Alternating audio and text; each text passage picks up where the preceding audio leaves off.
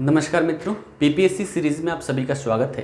पिछली क्लास में हम कृषि की चर्चा प्रारंभ किए थे। उसी क्रम को आगे बढ़ाते हुए आज हम बिहार की प्रमुख फसलों के बारे में पढ़ने वाले हैं। यहाँ पर हम देखेंगे कि बिहार में कौन कौन सी प्रमुख फसलें उत्पादित की जाती है, किस एरिया में किस फसलों की प्रधानता है। फसलों की अगर बात करें तो फसलों में हमारी खाद्यान्न फसलें होती हैं, है ना। उसके बाद मोटे अनाज होते हैं, तिलहन होते हैं, दलहन होते हैं, नकदी फसलें भी होता है। नकदी फसलों का तात्पर्य ऐसे फसलों से है जिसको खेत से ही डायरेक्ट बेचने के लिए, यानी कि नकदी की प्राप्ति हेतु हम जो कृषि कार्य करते हैं, जो फसल उत्पादित करते हैं, उसे नकदी फसलें कहते हैं। खाद्यान्न फसलें जिसका प्रयोग खाने के रूप में किया जाता है। मोटे अनाज खाने के रूप में भी, और जो हमारे पशु होते हैं पशुओं के चारे के रूप में भी प्रयोग किया जाता है। तिलहन की बात करें तो इससे तेल निकाला जाता है। दलहन का बात करें तो दाल के रूप में हम इसे खाते हैं, ठीक है। तो इन सब के बारे में हम देखने वाले हैं। बिहार की अगर भूमि की अगर बात करें, बिहार राज्य की अवस्थिति के बारे में अगर बात करें तो यहाँ पर बिहार जो है, यहाँ पर अनुकूल भूमि की दशा है ना।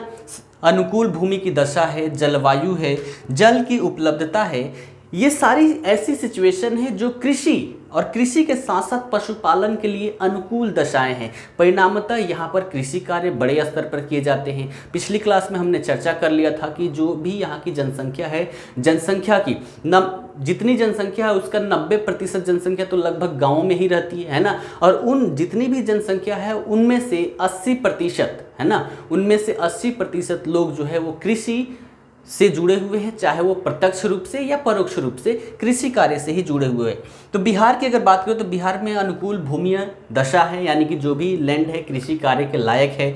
जलवायु भी है, यहाँ की जलवायु की बात करें तो उष्ण एवं आर्द्र जलवायु यहाँ पर पाई जाती है। जल की उपलब्धता यहाँ पर सुनिश्चित हो जाती है, क्योंकि यहाँ पर देखें तो नदियों का जाल सा बिछा हुआ है, जहाँ पे वो नहीं है, नलकूपों के माध्यम से सिंचाई व्यवस्था की गई है, ठीक है, नहरें बनाई गई है। इन सभी के माध्यम से ये सारी जो दशाएं हैं ये सभी कृषि कार्य के लिए अनुकूल है। परिणामतः यहाँ पर सभी प्रकार के फसलें उगाई जाती है, चाहे वो नगदी फसलें हो या फिर खाद्यान्न फसलें हो, मोटी अनाज हो, दलहन हो, तिलहन हो, सभी प्रकार के फसलें बिहार में उत्पादित की जाती है, ठीक है। तो फसलों की बात करें तो फसलें यहाँ पर मुख्यतः देखें तो मुख्यतः 3 प्रकार की फसलें होती है। पहला तो हमारा खरीफ फसल है, दूसरा रबी फसल और तीसरा जायद फसल। खरीफ फसल की बात करें तो खरीफ फसल क्या है? खरीफ फसल की बात करें तो ये जो फसल है जून जुलाई में बोया जाता है और अक्टूबर नवंबर में इसे काटा जाता है। इसके अंतर्गत देखें तो धान, मक्का, ज्वार, बाजरा, तिलहन, गन्ना, जूट इत्यादि ये जो फसलें हैं खरीफ फसलों के मौसम में ये सारे चीज़ उगाए जाते हैं। जबकि रबी फसलों की बात करें तो ये अक्टूबर नवंबर माह में बोए जाते हैं, जबकि मार्च अप्रैल में पकने के पश्चात इसको काट लिया जाता है। इसके अंतर्गत देखें खरीफ फसलों के अंतर्गत हमारा धान, मक्का आता है। वहीं रबी फसलों के अंतर्गत देखें तो यहाँ पर गेहूँ जो है, गेहूँ इसके अंतर्गत मुख्य फसलें बिहार की है ना। उसके बाद चना, मटर, जौ, सरसों, आलू, तंबाकू, गन्ना, सब्जी और फल भी इसके अंतर्गत बिहार में उगाए जाते हैं। जायद फसलों की बात करें तो इन दोनों के बीच का जो समय बचता है, यानी कि मार्च से जून के बीच में जायद फसलें उगाई जाती है। इसके अंतर्गत देखें तो हमारा मकई, ज्वार, हरा चारा, साथ ही सब्जियां भी उत्पादित की जाती है, ठीक है। तो देखें तो मुख्य रूप से 3 फसलें और तीनों फसलें ही बिहार में उत्पादित की जाती है, ठीक है। तो समय याद रखना है, खरीफ फसल जून जुलाई में बोया जाता है, जबकि अक्टूबर नवंबर में इसको काटा जाता है। इसको काटने के पश्चात रबी फसल लगाया जाता है, जो अक्टूबर से नवंबर के बीच में बोया जाता है और मार्च अप्रैल में इससे काटा जाता है। और इन दोनों के बीच का जो समय बचता है वहाँ पर जायद फसल उगा लिया जाता है, जिसका समय काल देखें तो मार्च से जून के बीच होता है। अब हम देखते हैं बिहार में कौन कौन सी सारी चीज़ें हैं, ठीक है। चलिए, तो हमने क्या देखा, बिहार की जो अनुकूल परिस्थिति है, यानी कि जो यहाँ की भूमि की दशाएं हैं, जलवायु है, जल की उपलब्धता है, इन सभी परिस्थितियों के परिणाम स्वरूप यहाँ पर कृषि कार्य और पशुपालन के लिए अनुकूल परिस्थितियाँ बनती है। परिणामतः यहाँ पर कृषि कार्य एवं पशुपालन बड़े स्तर पर किया जाता है, ठीक है। कृषि कार्य की अगर अत्यधिक प्रधानता की बात करें, कहाँ पर सबसे ज़्यादा कृषि कार्य किया जाता है तो उत्तर पश्चिमी, ठीक है, बिहार का जो उत्तर पश्चिमी क्षेत्र है, उत्तर पश्चिमी के साथ साथ जो उत्तर पूर्वी जिले हैं, इन सभी क्षेत्रों में कृषि कार्य की प्रधानता देखने को मिलती है और यहाँ पर बड़े स्तर पर कृषि कार्य किए जाते हैं। उत्तर बिहार के जो कोशी वाला क्षेत्र है ना, जो कोशी वाला क्षेत्र है एवं गंडक का जो मैदानी भाग है, इन सभी क्षेत्रों में सघन कृषि की जाती है। सघन कृषि का मतलब कई ऐसे क्षेत्र होते हैं जहां पर ये सारी दशाएं जो है इतनी अनुकूल नहीं होती, परिणामतः वहां एक वर्ष में एक फसलें उगाई जाती है, कई जगहों पर 2 फसलें, लेकिन बिहार में देखें तो अधिकतर 2 फसलें यहां पर उगाई जाती है। लेकिन सघन कृषि के रूप में जो कोशी वाला क्षेत्र है और गंडक का जो मैदानी भाग है, यहाँ पर सघन कृषि कार्य किया जाता है। और सघन कृषि का मतलब कि एक वर्ष में 3-3 फसलें या फिर 4-4 फसलें यहाँ पर उगा ली जाती है, इसलिए इसे सघन कृषि कार्य कहा जाता है। तो प्रश्न के रूप में यह भी पूछा जा सकता है कि सघन कृषि या फिर बिहार के कौन से इलाके में 3 से 4 फसलें प्रति वर्ष उत्पादित की जाती है, तो हमारा उत्तर क्या होगा, कोसी एवं गंडक का जो मैदानी भाग है वहां पर। ठीक है, तो याद रखिएगा उत्तर बिहार के जो कोसी है और गंडक का मैदानी भाग है, यहां पर सघन कृषि के अंतर्गत 3 से 4 फसलें प्रति वर्ष यहां पर उत्पादित की जाती है। अब हम बात करते हैं बारी बारी से सभी फसलों के बारे में। हमने रबी, खरीफ और जायद देख लिया। यहाँ पर बिहार को ध्यान में रखते हुए सबसे पहले हम यहाँ पर बात करेंगे चावल के बारे में, यानी कि धान से ही हमें चावल की प्राप्ति होती है। और धान की अगर बात करें, है ना, तो बिहार की जलवायु जो है वो उष्ण एवं आर्द्र प्रकार की है। और यहाँ की जो मिट्टी देखें तो उपजाऊ दोमट मिट्टी या फिर गहरी दोमट मिट्टी यहाँ उपलब्धता से, मतलब उस मिट्टी की उपलब्धता है। इसी कारण यहाँ पर बड़े पैमाने में, बिहार में बड़े पैमाने में चावल की खेती होती है। चावल बिहार की प्रधान खाद्यान्न फसल है। ठीक है, चावल जो है वो बिहार की प्रधान खाद्यान्न फसलें हैं, यानी कि बड़े स्तर पर चावल यहाँ पर खाया जाता है और साथ ही उत्पादित किया जाता है। ठीक है, जितनी भी भूमि उपलब्ध है बिहार में, उसके 45% भाग पर, लगभग 45% भाग पर यहाँ पर धान की फसल उगाई जाती है। ठीक है, तो ये बात याद रखिएगा। प्रमुख फसल कौन सी है हमारी, धान या फिर चावल। क्लियर है इतनी बातें। चलिए इसके आगे अगर बात करें तो बिहार के उत्तर पश्चिम जो भाग है, बिहार का जो उत्तर पश्चिम भाग है, उस भाग में चावल के 2 तथा पूर्वी भाग में चावल के 3-3 फसलें यहाँ पर उत्पादित कर ली जाती है। याद रखिएगा जो उत्तर पश्चिमी क्षेत्र है, ठीक है, उत्तर पश्चिमी क्षेत्र आपको जिले दिख रहे होंगे वहाँ पर। ठीक है, तो वहाँ पर चावल की 2-2 फसलें, जबकि जो पूर्वी भाग है, पूर्वी भाग में चावल की, धान की 3-3 फसलें यहाँ पर उत्पादित कर ली जाती है। तो यहाँ से भी प्रारंभिक परीक्षा में प्रश्न बन सकते हैं और मुख्य परीक्षा में भी यहाँ पर प्रश्न पूछा जा सकता है। ठीक है, इसमें देखें तो बिहार में इसे भदई एवं अगहनी फसलों के रूप में भी देखने को मिलता है। चावल उत्पादन का अगर क्षेत्र देखें, मुख्य क्षेत्र, तो मुख्य क्षेत्र कौन कौन सा है यहाँ पर देखें तो हमारा मुजफ्फरपुर, पूर्वी चंपारण, सीतामढ़ी, मधुबनी, दरभंगा, कटिहार, पूर्णिया, सिवान, गोपालगंज, पटना, मुंगेर, छपरा, ये जो क्षेत्र है, ये सभी क्षेत्रों में, इन सभी क्षेत्रों में जो धान की फसलें हैं, धान की फसलें बड़ी मात्रा में यहाँ पर उत्पादित की जाती है। ठीक है, चावल की अगर बात करें तो चावल से छिलके, मतलब धान से छिलके निकालने के बाद हमें चावल की प्राप्ति होती है। चावल की प्राप्ति के बाद जो छिलके बचते हैं, उन छिलकों से क्या किया जाता है, तेल निकाला जाता है। और तेल निकालने के पश्चात जो चीज़ यहाँ पर बचता है, उससे क्या किया जाता है, कागज़ जो है, कागज़ उससे निर्मित किया जाता है। तो यहाँ पर धान की बात करें तो धान से तो हमारा सबसे पहले क्या प्राप्त हो रहा है, सबसे पहले तो चावल, और दूसरा इससे क्या किया जा रहा है, इसके भूसी से यहाँ कागज़ भी उत्पादित किया जा रहा है। ठीक है, तो क्षेत्र याद रखिएगा कौन कौन सा क्षेत्र। मुख्य क्षेत्रों की बात करें तो मुजफ्फरपुर, पूर्वी चंपारण, सीतामढ़ी, मधुबनी, दरभंगा, कटिहार, पूर्णिया, सिवान, छपरा, गोपालगंज, पटना, मुंगेर, ये सब जिले हैं, गया, ये सारे जिले हैं। इन सभी क्षेत्रों में बड़े स्तर पर चावल की खेती की जाती है। ठीक है, राज्य में देखें तो 3 दशक पहले यहाँ पर लगभग 80 प्रकार के धान के किस्म देखने को मिलती थी, परंतु जब से वैश्वीकरण देखने को यहाँ पर मिला, तब से मात्र 1 दर्जन प्रकार के किस्म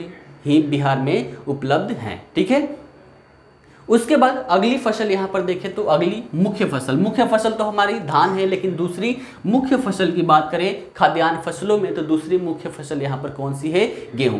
तो गेहूं की बात करें तो गेहूं बिहार की दूसरी प्रमुख खाद्यान्न फसल है। और इसका मुख्य रूप से उत्पादन देखें तो इसका मुख्य रूप से उत्पादन उन क्षेत्रों में होता है जहाँ पर कम वर्षा, और शीतोष्ण जलवायु होती है, ठीक है, जहां पर हमारे लिए धान के लिए जल की आवश्यकता होती है। धान का जो पौधा होता है वहां पर पकने से थोड़े पहले, यानी कि जो धान का पौधा है उसमें लगभग 2 इंच का पानी हमेशा होना चाहिए, यानी कि ये वैसे क्षेत्र में होंगे जहां की पानी उपलब्धता हो, है ना। लेकिन गेहूं वैसे क्षेत्र में उत्पादित किया जाता है जहां पर कम वर्षा होती है और साथ ही जलवायु कैसा हो, शीतोष्ण जलवायु हो। इसके उत्पादन में देखें तो उत्पादन के लिए यहाँ पर हल्की दोमट मिट्टी, सामान्य वर्षा और सिंचाई की भी आवश्यकता इसमें पड़ती है 1 से 2 बार। कई क्षेत्र है जहाँ पर मानसून की वर्षा पहुँच पाती है तो वहाँ पर एक बार सिंचाई करना पड़ता है, जहाँ नहीं पहुँच पाती वहाँ 2 से 3 बार सिंचाई करना पड़ता है गेहूं के लिए, ठीक है। तो ऐसे क्षेत्र में ये उत्पादित होता है जहाँ पर दोमट मिट्टी उपलब्ध हो, सामान्य वर्षा हो, है ना, सिंचाई की आवश्यकता यहाँ पर पड़ती है तो सिंचाई भी उपलब्ध हो। इसकी बुआई की बात करें तो बुआई कब होता है, नवंबर दिसंबर में इसकी बुआई की जाती है और पकने में ये 3 से 4 महीने का समय लेता है। तो मार्च अप्रैल में इस फसल की कटाई की जाती है। अगर इसकी बात करें, है ना, तो यह प्रदेश का बिहार राज्य की बात करें तो बिहार राज्य का ये प्रधान रबी फसल है, क्योंकि नवंबर और मार्च के बीच में वर्षा का अभाव होता है, ठीक है, वर्षा का अभाव रहता है।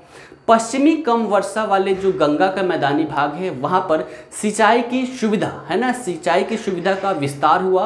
उसी के परिणाम स्वरूप गेहूं का उत्पादन करने वाला ये जो सारे क्षेत्र है, ये सारे क्षेत्र बड़े स्तर पर गेहूं का उत्पादन करने वाले बन चुके हैं। इसमें देखें मुख्य जिले तो जैसे हमारा दरभंगा है ना, दरभंगा, गया, रोहतास, सिवान, सारण, भोजपुर, औरंगाबाद, इन सभी जिलों में गेहूं की फसलें उत्पादित की जाती है। उसके बाद बात करें तो जो मध्य गंगा का मैदानी भाग है, मध्य गंगा के मैदानी भाग के अतिरिक्त जो बागमती नदी है, ठीक है, बागमती नदी का जो कछारी भाग है वहां पर भी गेहूं की अच्छी पैदावार होती है। गेहूं की फसल कुल सिंचित जो क्षेत्र है, सभी सिंचित क्षेत्र के लगभग कितने 50% भाग पर ये उत्पादित किया जाता है। तो गेहूं बिहार की दूसरी खाद्यान्न फसल है और रबी फसलों में बात करें तो रबी फसल में मुख्य खाद्यान्न फसल है जो बिहार के कुल सिंचित भूमि के 50% भाग पर उत्पादित किया जाता है और इसके लिए शीतोष्ण जलवायु होना चाहिए और दोमट मिट्टी की उपलब्धता होनी चाहिए। ऐसे क्षेत्रों में गेहूं का उत्पादन किया जाता है। उसके बाद अगला हम बात करेंगे अगला खाद्यान्न फसलों में मक्का, है ना। अगला खाद्यान्न फसलों में हम बात करेंगे मक्का। तो मक्के की बात करें तो बिहार में मक्का मुख्य फसल है जो आर्द्र जलवायु में पैदा होती है। तो इसके लिए सबसे पहले तो जलवायु कैसा होना चाहिए, आर्द्र जलवायु, और मिट्टी की बात करें तो दोमट मिट्टी होना चाहिए और ऐसे अनुकूल परिस्थिति में मक्का का उत्पादन किया जाता है। ठीक है, ठीक है। अगर इसकी बात करें तो प्रायः उन सभी क्षेत्रों में मक्का का उत्पादन किया जाता है जहां पर चावल का उत्पादन होता है। चावल की फसल के पश्चात कम वर्षा या सिंचाई में पैदा होने के कारण इसकी एक विशेष महत्व है, यानी कि चावल का फसल, धान की फसल कटाई के पश्चात कम वर्षा होती है या फिर 1-2 बार इसमें पानी देने के बाद भी हम इसको आसानी से उगा लेते हैं, इसलिए इसका एक विशेष महत्व देखा जाता है। और इस फसल की बात करें तो बिहार में लगभग 6 लाख हेक्टेयर क्षेत्र पर 6 लाख हेक्टेयर क्षेत्र से भी अधिक क्षेत्र पर क्या किया जाता है, मक्के का उत्पादन किया जाता है।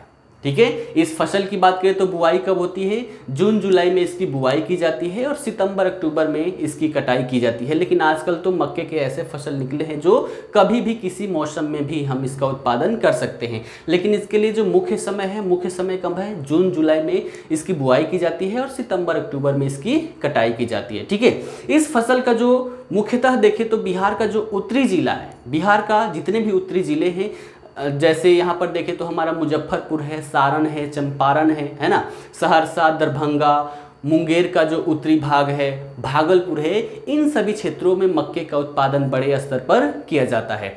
इसकी अगर बात करें तो यह निम्न आय वर्ग का आहार है, यानी कि जिनका आमदनी कम होता है वो इसका सेवन भी करते हैं। साथ ही इसके अनेक व्यावसायिक प्रयोग भी है, जैसे आप लोगों ने पैकेट में देखा होगा कॉर्नफ्लेक्स आते हैं, है ना, बिस्किट बनाए जाते हैं, बहुत सारे इसके व्यावसायिक प्रयोग भी है, तो वहाँ पर भी मक्के का उपयोग किया जाता है। इसके बाद खाद्यान्न फसलों में हम अगली फसल देखें तो अगला फसल है हमारा जौ। जौ की बात करें तो अधिकतर क्षेत्रों में गेहूं के साथ उत्पादित किया जाता है, लेकिन इसके लिए जो जलवायु की बात करें तो जौ के लिए उष्ण जलवायु होना चाहिए, ठीक है। जौ के लिए उष्ण जलवायु और वैसे क्षेत्र जहां पर कम वर्षा हो। बिहार में अगर बात करें तो 2.5 लाख हेक्टेयर क्षेत्र पर जौ का उत्पादन किया जाता है, ठीक है। तो बिहार में देखें तो बिहार में जौ एक परंपरागत फसल है जिसकी खेती अत्यंत प्राचीन काल से ही की जाती रही है। जौ की खेती कम वर्षा और साथ ही जो उष्ण जलवायु है, उष्ण जलवायु वाले क्षेत्रों में होती है, परंतु अगर इसकी हम बात करें तो प्रति हेक्टेयर पैदावार गेहूं से इसकी कम होती है। और साथ ही अगर बात करें तो इसका जो व्यावसायिक मूल्य की बात करें तो वो भी निम्न है। इसलिए ये जो फसल है, इस फसल की प्रगति देखने को नहीं मिलती है। जौ की बुआई की अगर बात करें तो इसकी बुआई देखें तो अक्टूबर नवंबर में की जाती है और साथ ही मार्च में इसकी कटाई कर ली जाती है।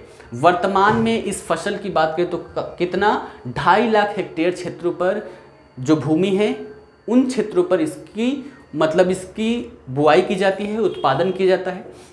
इसके उत्पादन के प्रमुख जिलों की बात करें तो वहाँ होती है जहाँ जौ की खेती की जाती है। और जिलों की अगर बात करें तो जिलों में हमारा मुजफ्फरपुर है, मुंगेर है, सारण है, दरभंगा, पूर्णिया, गया, इन सभी जिलों में जौ बड़े स्तर पर उत्पादित किया जाता है। लेकिन आज के समय काल में देखें तो जौ का जो महत्व है थोड़ा बड़ा है, क्योंकि व्यावसायिक रूप में जो ओट्स आप लोग खाते हैं, ठीक है, बहुत सारी चीज़ें जो कम फैटी हैं वो किसके, जौ या फिर जई के बनाए जाते हैं। तो इस आधार पर देखें तो धीरे धीरे इसका महत्व बढ़ रहा है और लोग इसकी खेती की तरफ आकर्षित हो रहे हैं, ठीक है। तो ये खाद्यान्न फसलों में हमारा मुख्य फसल बिहार में देखें तो हमारा धान, गेहूं, मक्का, जौ इत्यादि है। इसके बाद हम मोटे अनाजों की बात करें, मोटे अनाजों की फसलों के बारे में, तो सबसे पहले तो यहाँ पर क्या है, मड़ुआ है। मड़ुआ अधिकतर बिहार के लोग ही जानते हैं, बाकी अन्य लोग इसके बारे में नहीं जान पाते। तो मोटी फसलों की बात करें तो अन्य मोटी खाद्यान्न फसलों में देखें तो हमारा मड़ुआ है, ठीक है, इसी को टंगी भी बोलते हैं। उसके बाद ज्वार है, बाजरा है, इन सभी का बात यहाँ पर सुनने को मिलता है, देखने को मिलती है। बिहार देखें तो बिहार मड़ुआ पैदा करने वाला प्रमुख राज्य है, सबसे ज़्यादा मड़ुआ यहीं पर पैदा किया जाता है। और इसकी बात करें तो ये जो फसल है अप्रैल मई में बोई जाती है और जून जुलाई में इसको काट लिया जाता है, यानी कि बहुत ही कम समय लेता है ये पूरा तैयार होने में और पकने में। इसकी अगर बात करें तो ये लघुकालिक फसल है, बहुत ही कम समय में ये उत्पादन हो जाता है। उत्पादन की अगर बात करें तो हमारा जो दरभंगा जिला है, दरभंगा जिला में सबसे ज़्यादा मड़ुआ का उत्पादन किया जाता है। ये प्रश्न के रूप में पूछा जा सकता है, इसको याद रखिएगा, दरभंगा जिला। और दरभंगा जिले के साथ साथ जो भी उसके निकटवर्ती जो भी क्षेत्र हैं, है ना, उन सभी क्षेत्रों में मड़ुआ का उत्पादन किया जाता है। उसके बाद यहाँ पर देखें तो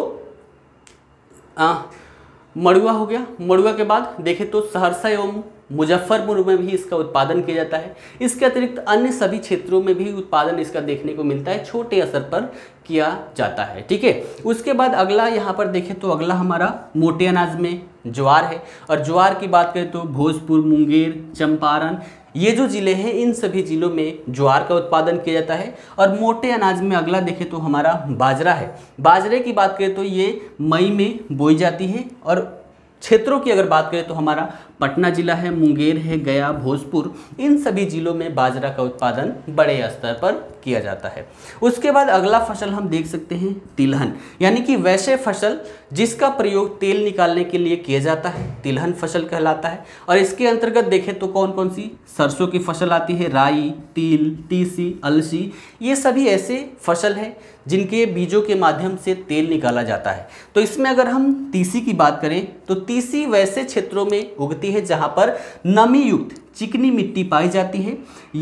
जैसे इसके लिए हम उपयुक्त जगह देखें जहां पर उत्पादन होता है तो हमारा उत्तरी मैदान है, साथ ही दक्षिणी जिले हैं। इन सभी जगहों पर क्या किया जाता है, तीसी का उत्पादन किया जाता है, ठीक है।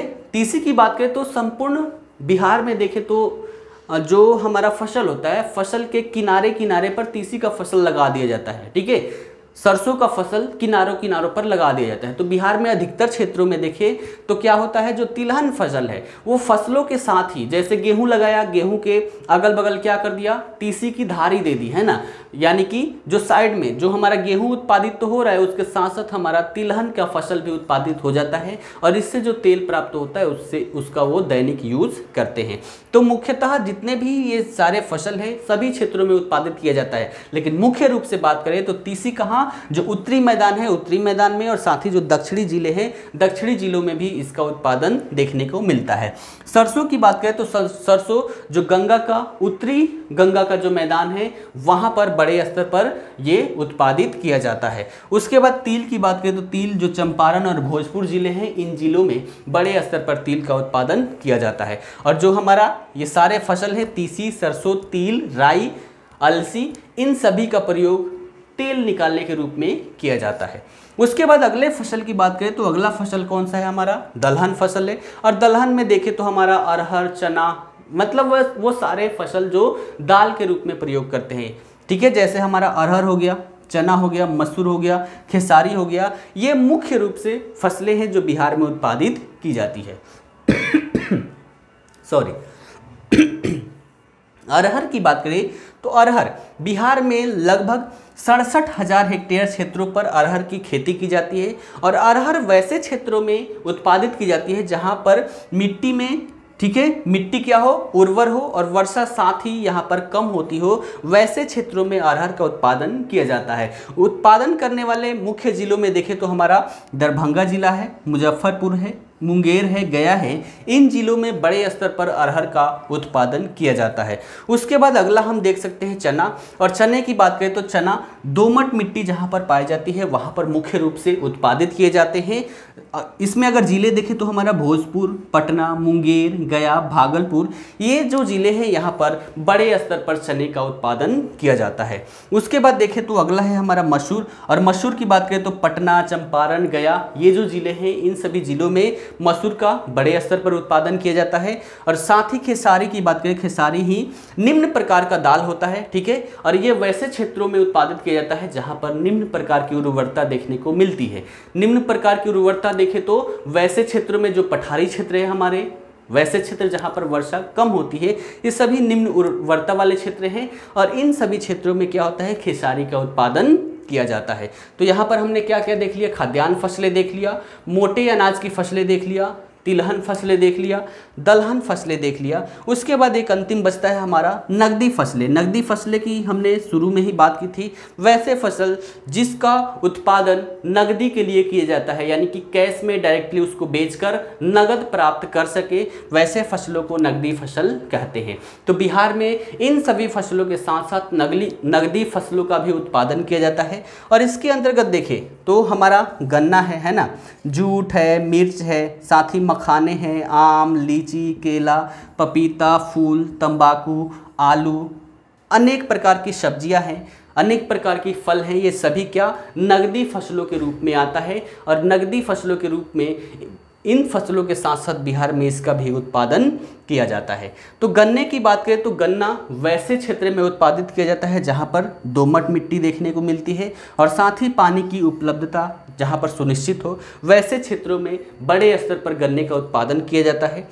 इनमें मुख्य जिलों की अगर बात करें तो मुख्य जिलों में हमारा चंपारण, सारण, मुजफ्फरपुर, पटना, मुंगेर, पूर्णिया, दरभंगा, ये सभी मुख्य जिले हैं जहां पर बड़े स्तर पर गन्ने का उत्पादन किया जाता है। और गन्ने का प्रयोग आप लोगों को पता होगा चीनी और मिश्री आदि बनाने में मुख्य रूप से प्रयोग किया जाता है। उसके बाद जूट की बात करें तो जूट वैसे क्षेत्रों में उत्पादित होता है जहां पर अधिक वर्षा होती है। अधिक वर्षा की बात करें तो हमने देखा था बिहार का जो उत्तर पूर्वी क्षेत्र है और इधर उत्तर पश्चिमी क्षेत्र है वहाँ पर अधिक वर्षा होती है, लेकिन ये जो उत्तर पूर्वी क्षेत्र है यहाँ पर अत्यधिक मात्रा में क्या किया जाता है, जूट का उत्पादन किया जाता है। जैसे जिलों में बात करें तो पूर्णिया और कटिहार दो ऐसे जिले हैं जहाँ पर बड़े स्तर पर जूट का उत्पादन किया जाता है, यानी कि इसमें सबसे ज़्यादा पूर्णिया में उत्पादित किया जाता है, फिर उसके बाद कटिहार में उत्पादित किया जाता है। इसके अलावा अन्य जिलों में हमारा सहरसा है, दरभंगा है, मुजफ्फरपुर है, इन सभी जिलों में भी जूट का उत्पादन किया जाता है, ठीक है।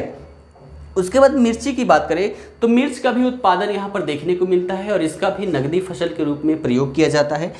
इसकी अगर बात करें तो लगभग 20,000 हेक्टेयर क्षेत्र पर मिर्च का उत्पादन होता है और उत्पादन करने वाले जिलों में देखें तो हमारा पटना है, मुजफ्फरपुर है, दरभंगा, मुंगेर, पूर्णिया, पूर्वी चंपारण, ये सभी ज़िले हैं। इन सभी ज़िलों में मिर्च का उत्पादन किया जाता है। इसके अलावे अगर देखें तो बहुत सारी नकदी फसलें हैं जो यहाँ पर उत्पादित की जाती है। उनमें हमारा मखाना है, मखाना में देखें तो मखाना में उसके बाद हमारा आम है, लीची है, केला, पपीता, फूल, तंबाकू, आलू, है ना, इन सभी का भी उत्पादन बिहार में देखने को मिलता है। सब्जी भी विशेष प्रकार से बिहार में उत्पादित की जाती है। तो ये हो गया हमारा बिहार की प्रमुख फसलें। ये सारी चीज़ें हमने देखा, लेकिन परीक्षा में जाते समय जो इसका करेंट डेटा हमें देख के जाना है। और करेंट डेटा कहाँ से मिलेगा? जो यहाँ पर आर्थिक सर्वेक्षण होता है, बिहार का आर्थिक सर्वेक्षण, उसमें इन सब का डिटेल दिया होता है कि कौन सी फसलें किस जिले में कितना उत्पादित किया गया है। तो उसको एक बार देख के जाने हैं, यानी कि जब भी एग्ज़ाम देने जाए बिहार का आर्थिक सर्वेक्षण देख के जाए और करेंट के रूप में उसका प्रयोग करें। ये सारी चीज़ें, सारी फसलें हैं, सभी फसलों का डिस्ट्रिक्ट वाइज देख के जाना है कि कौन सी फसलें किस जिले में अत्यधिक उत्पादित की गई है। प्रारंभिक परीक्षा में 2 से 3 प्रश्न यहाँ से डायरेक्टली पूछ लिए जाते हैं। ठीक है, तो चलिए आज के लिए इतना ही, फिर मिलते हैं अगले क्लास में। धन्यवाद।